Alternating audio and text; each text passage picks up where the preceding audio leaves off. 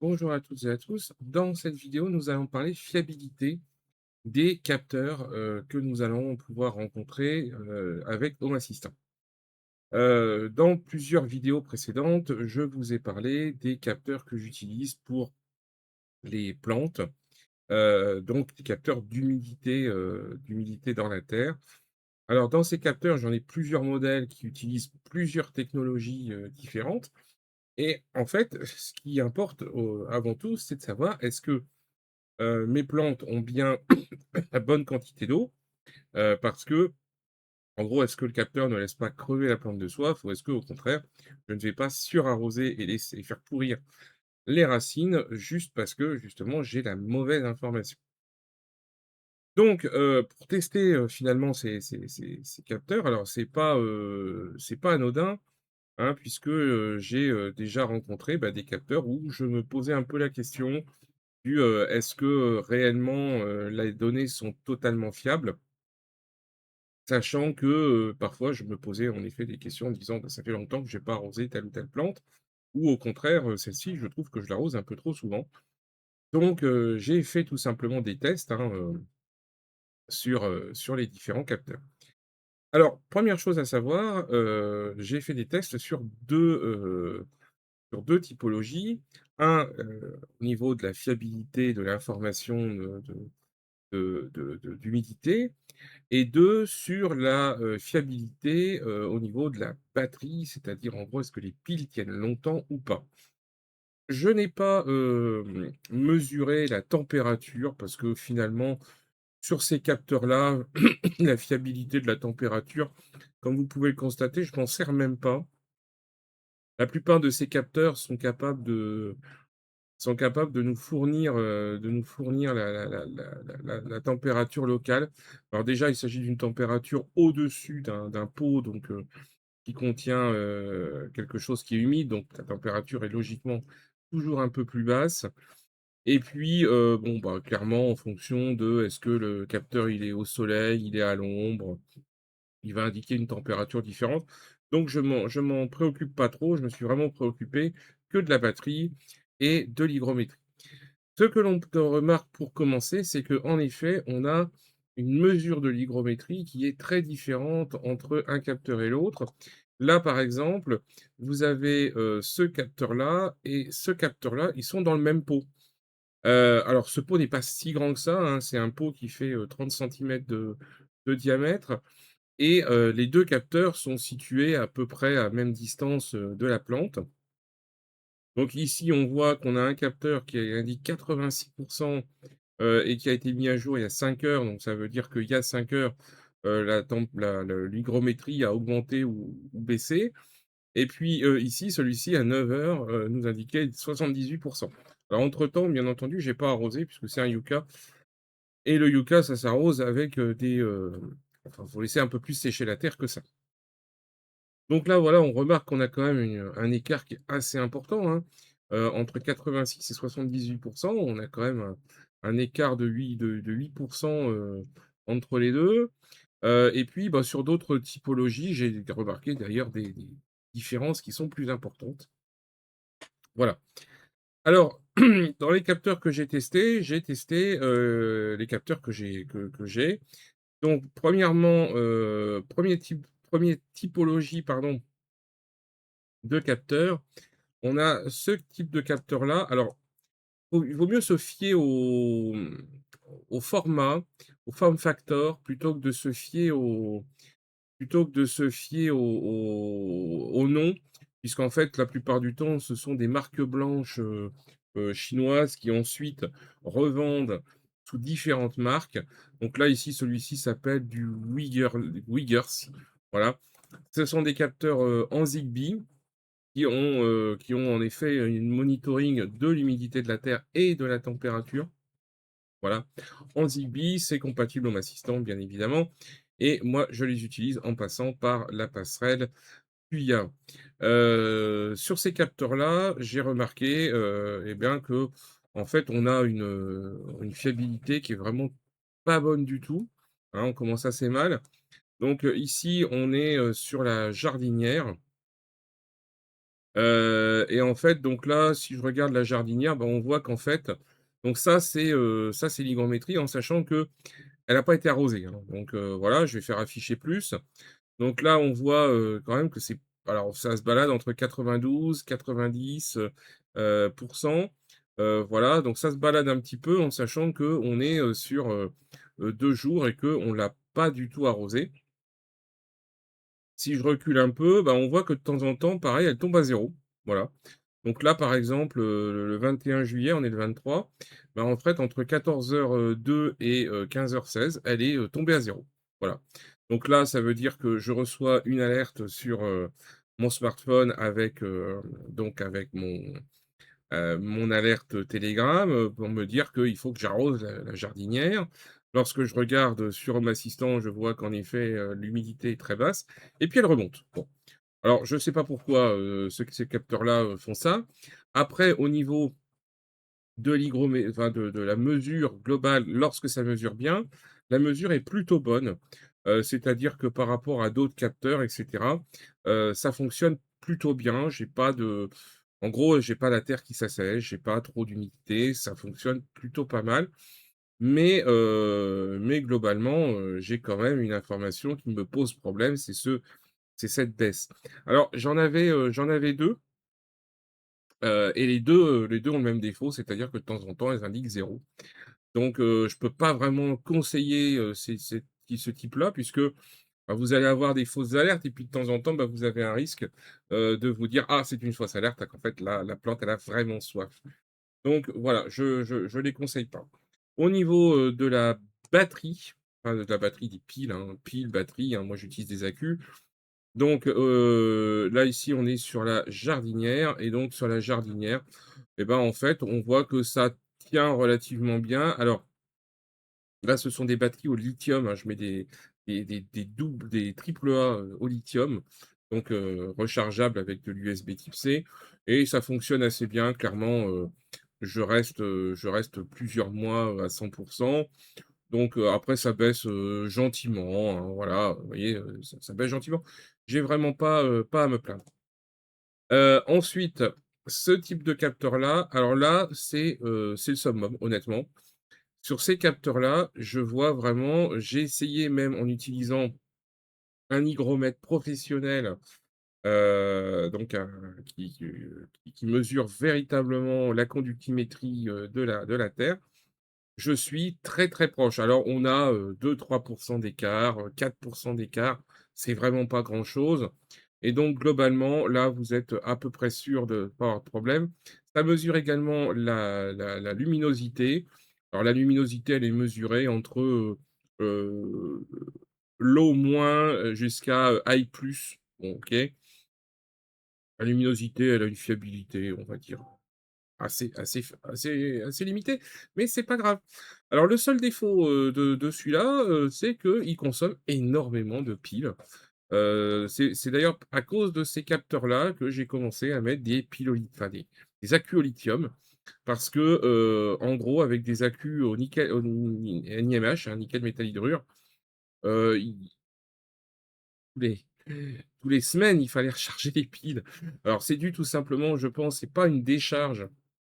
Je pense que c'est dû tout simplement au fait que, progressivement, vous avez une perte, hein, progressivement, vous avez une petite baisse de la tension et qu'il doit considérer que les piles sont trop faibles à partir de peut-être 1 volt 1 par rapport au 1 volt 15. Voilà et en sachant qu'elles sont à 1 volt 2 à l'origine, les NiMH et ben, évidemment, ils considèrent que c'est pas bon, alors qu'en fait, ça l'est bon et donc là, tout va bien, ça fonctionne bien. Ces capteurs-là, voilà, donc là, c'est pareil, alors on les trouve sous plusieurs formats, soit tout vert, soit vert et blanc et cetera. Donc ces capteurs-là, ceux-là, ils sont en Wi-Fi. On fonctionne pareil avec Tuya, ça fonctionne, voilà et ceux-là, c'est ceux où j'ai le plus d'écart. Alors là, bah, ça fait partie de ceux, hein, le Yuka, voilà. Donc il indique une hygrométrie, enfin une mesure qui est sensiblement toujours plus faible que la plus forte que la réalité, puis de temps en temps, il indique plus faible. Donc c'est vraiment une sensibilité qui est assez particulière. Au niveau de la consommation de piles, on est sur il existe en version à 2 AA ou 3 AAA, bon voilà. Ça fonctionne relativement pas trop mal, mais c'est ceux auxquels je fais le moins confiance parce qu'ils sont en Wi-Fi.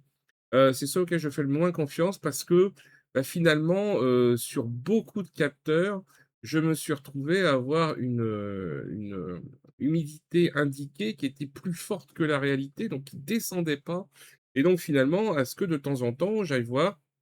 J'ai entre autres eu le problème avec l'oranger du Mexique, voilà, où l'oranger du Mexique, c'est globalement une plante où il faut mettre une mesure à 50 d'humidité et puis, bah, en fait, à 50 d'humidité, on se rend compte que, votre orangerie du Mexique, il commence déjà à perdre un peu ses feuilles, hein. C'est-à-dire qu'il est vraiment en stress hydrique, important et donc en fait, beh, j'ai dû remonter un peu les seuils. Donc ceux-là, je leur fais pas trop confiance. Pareil, j'ai eu un problème, ça même sur du yucca. En fait, quand on est sur des plantes qui sont, tiens celui-ci il s'est mis à jour. Quand on est sur des plantes qui sont, il vient de passer à 85. Quand on est sur des plantes, pardon, qui ont qui ont besoin de s'assécher plus, j'ai l'impression qu'il perd un peu de la fiabilité, c'est bien dommage. Ensuite, nous avons, ceux-là. Alors ceux-ci, attention, le prix, c'est pour un pack de 3, hein, attention, hein.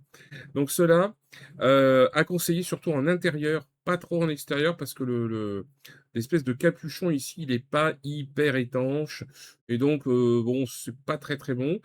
Ça fonctionne avec une pile, heu AA, donc c'est vraiment très léger. Ça utilise du Zigbee, bien évidemment. Je trouve que ça fonctionne plutôt bien. J'ai pas vraiment à m'en plaindre. C'est très correct, c'est très stable sur la longueur. Consommation de piles un peu haute à mon goût, donc celles-là aussi, il faut les mettre en accu au lithium, hein, parce qu'en en accu NiMH, vous allez passer votre temps à les recharger. Voilà, donc bon. Mais par contre, en termes de surveillance, c'est vraiment bon. Le système est un peu différent, des autres, c'est-à-dire que là, on ne mesure pas la conductimétrie entre, une anode, enfin entre 2 anodes.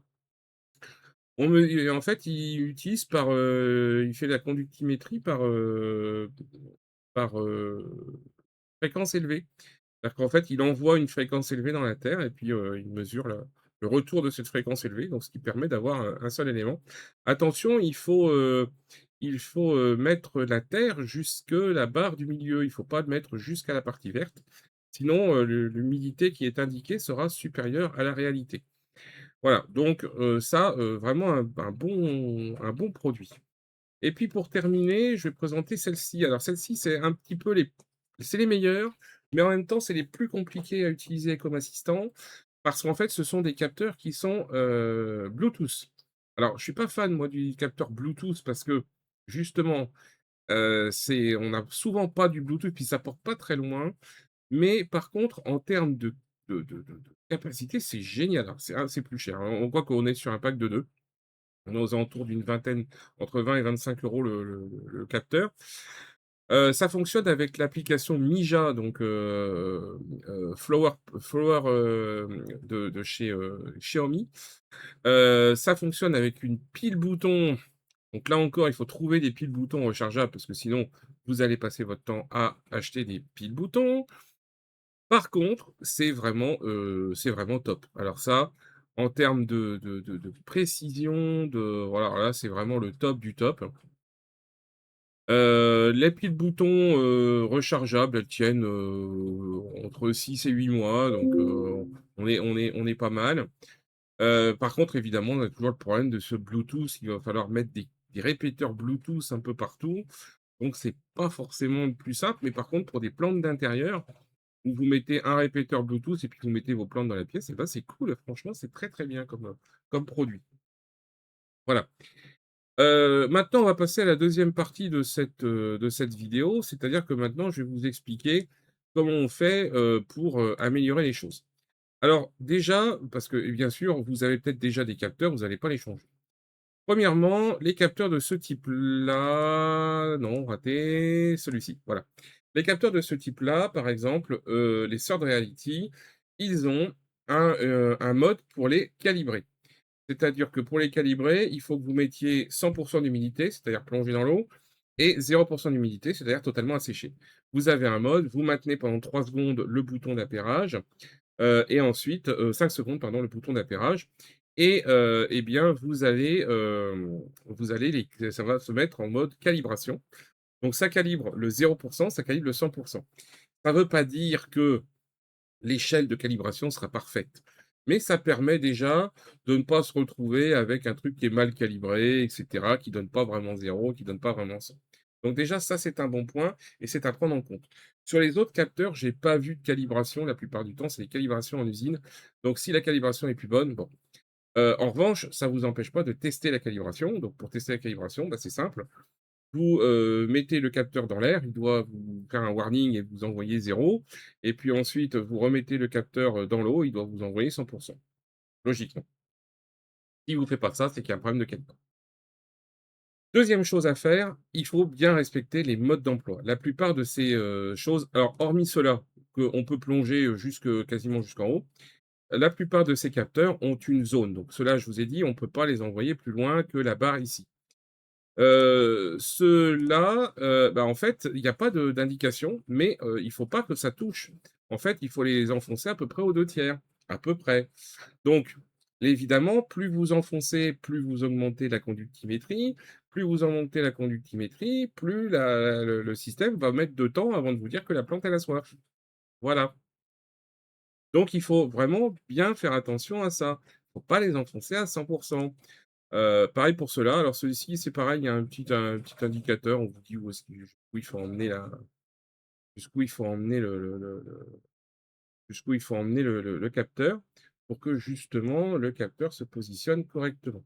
Donc ça, c'est la première chose à faire, c'est justement donc les installer correctement, ça va déjà bien améliorer les choses. Et puis l'autre chose à faire, c'est tout simplement, et ben, de, faire une mesure et de regarder qu'est-ce que ça donne par rapport à la réalité. Donc, soit on peut mettre plusieurs capteurs dans le même pot, hein, tout simplement, et donc on voit comment se comportent les capteurs les uns par rapport aux autres. Et puis la deuxième chose qui va être importante, c'est en plus de faire ça, eh bien, c'est de voir par rapport à la vraie humidité. Les plantes ont besoin de plus ou moins d'humidité et en fait, tout simplement, bah, on va indiquer le seuil d'alerte, non pas par rapport à juste la plante, mais par rapport au couple plante-capteur. Hein, et c'est finalement, bah, sur un capteur, par exemple, donc ici, si on reprend, notre exemple, par exemple, comme je le disais, sur, l'oranger, eh bien, logiquement, il faudrait mettre le capteur, le warning aux alentours de 50 d'humidité, digons parce que voilà, et en fait, ce capteur qui est dedans, il est tellement faux que, ben, en fait, le warning, on le met à 80. Parce qu'à 50, c'est sec de chez sec. C'est trop sec. Voilà, on est déjà largement stress hydrique, donc bah, en fait, le moment où la terre elle est bien, elle a commencé à s'assécher en surface, mais elle est encore un petit peu, humide et donc la plante elle est au moment où il faut l'arroser, et ben, c'est le moment où on descend en dessous de 80. Donc si on met le seuil d'alerte à 80, ça permet de rentrer chez soi le soir, elle est descendue peut-être à 78-77, et à ce moment-là, on peut arroser et on n'a pas de problème. Voilà. Donc en fait, il faut vraiment faire l'ensemble. Donc moi, ce que je conseille, c'est de prendre un pot rond. Sur le pot rond, on met, bah, tous les capteurs qu'on a achetés, hein, quand on en a acheté 4-5. Alors évidemment, si on en a acheté 25, c'est un peu plus compliqué. Et déjà, on les calibre avant avec le sec et haut, ou haut et sec. On vérifie la calibration et ensuite, on les pose tac les uns à côté des autres, voilà, à égale distance de la plante, et puis on voit comment ils vont, se comporter les uns par rapport aux autres. Voilà. Donc ça c'est les choses que je peux, conseiller déjà, de façon à évidemment, on va pas les jeter, hein, c'est quand même des matériels qui coûtent, à force quand même un peu cher. Donc on va pas aller jeter en disant: «Bah, ce capteur-là, il est pas assez précis» et cetera. Non, il suffit tout simplement de s'adapter. La plupart des capteurs, en fait, en réalité, ont des méthodes qui sont pas forcément hyper précises, mais qui sont suffisamment précises pour ce qu'on en fait. C'est juste que, bah, en fait, ils vont pas indiquer la bonne valeur, donc il suffit de s'adapter tout simplement à mettre la bonne valeur. Par exemple, pour ce Yuka extérieur, 28, c'est quand même très faible, mais en réalité, bah, puisqu'il indique souvent des valeurs qui sont plus basses que la réalité, et ben, le warning sur celui-ci, il est posé à 20, voilà, non, à 24, je crois, oui, c'est ça.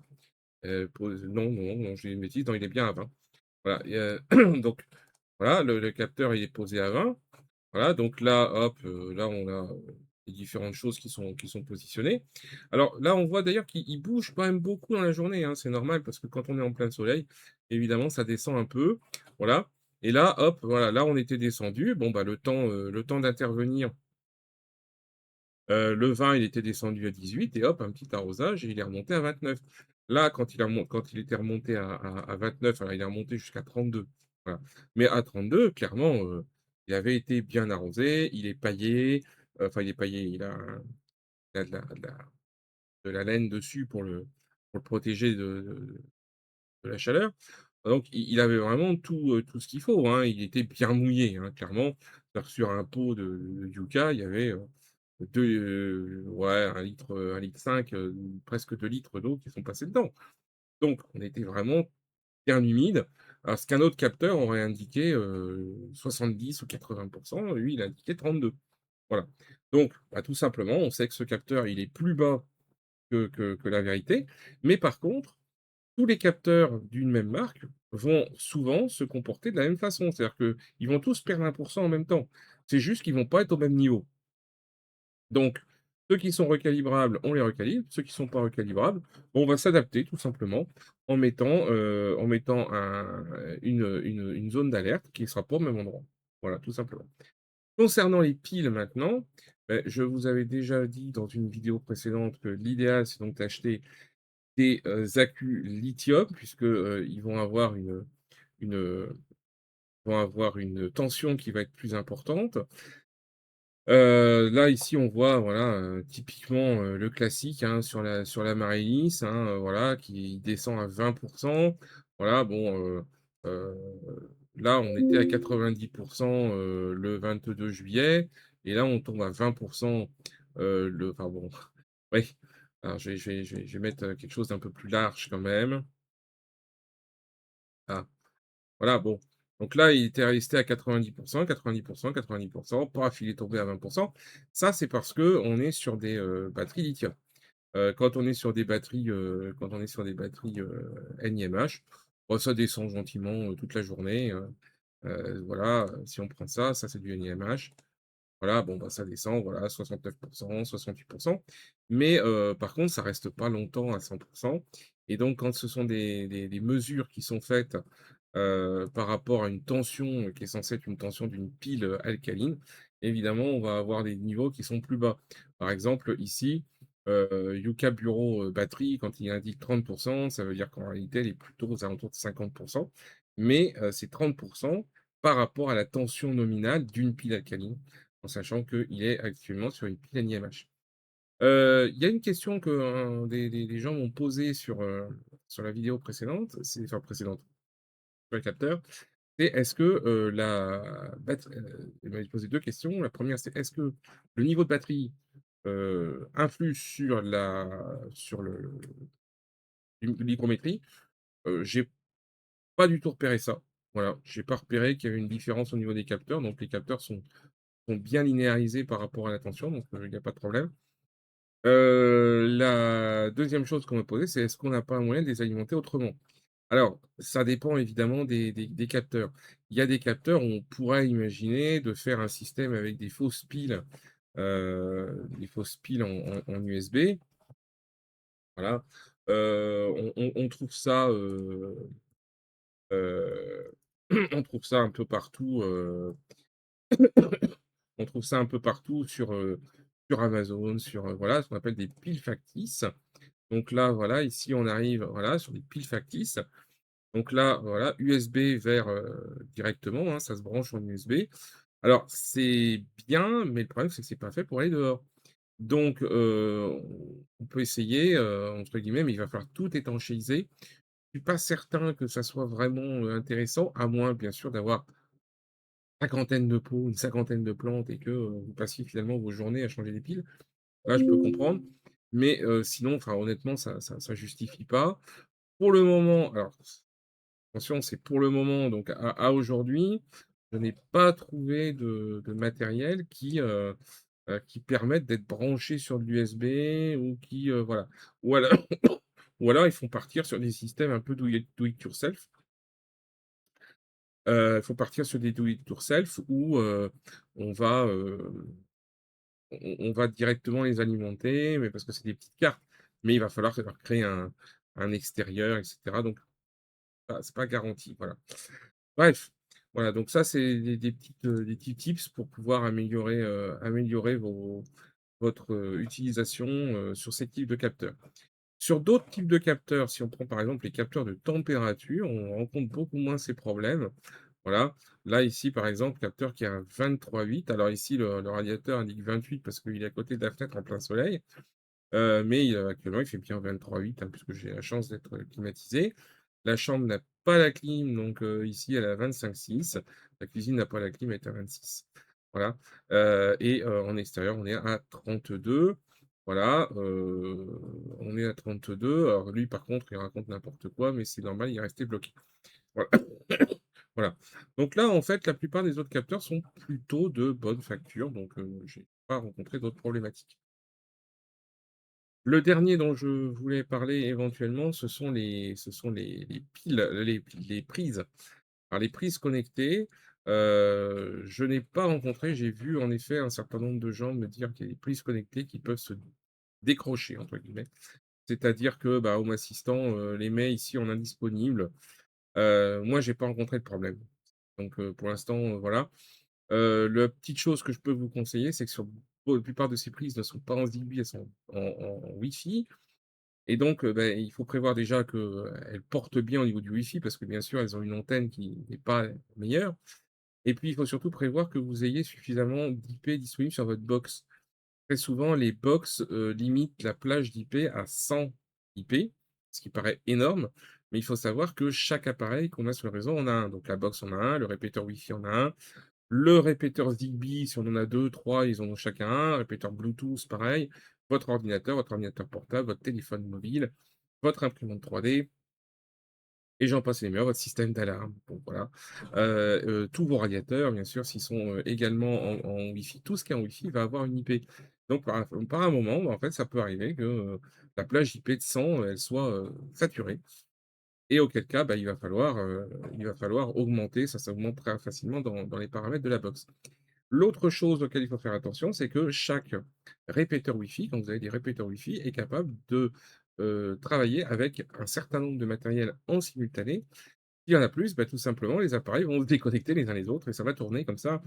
C'est pas toujours très pratique et auquel cas, bah, tout simplement, là, malheureusement, il faut changer le matériel et prendre des répéteurs Wi-Fi de meilleure qualité qui sont capables de tenir un peu plus de choses en même temps. La plupart du temps, ceux des opérateurs sont plutôt bons, donc autant en profiter. Voilà, cette, vidéo est maintenant terminée. Je vous souhaite une bonne fin de journée et puis, amusez-vous bien avec vos plantes vertes.